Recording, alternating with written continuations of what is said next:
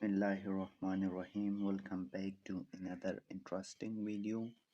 In this video, I'm going to discuss exercise 3.2, which is about inverse variation. So here we have question number 2. X varies inversely as y, and when x is equal to 4 and y is equal to 24, find y when x is equal to 12 and find out x when y is equal to 24.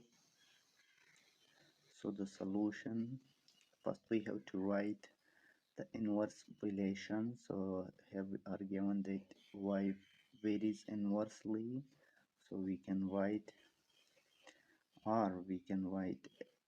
y is equal to k into 1 over x, where k is the proportionality constant. So we can say y is equal to k into x.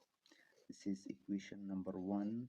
Now to find out the values of k, the proportionality constant values, we are given that x is equal to 4 and y is equal to 24. So we will put the values of x and y.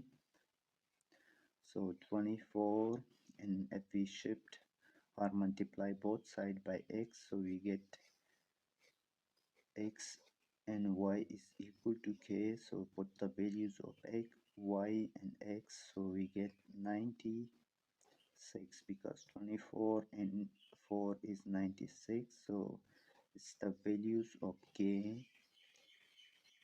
Now to find out the values of y when x is equal to 12, so simply we put the values of k is 96, because we already find out, and we are given the values of x is 12.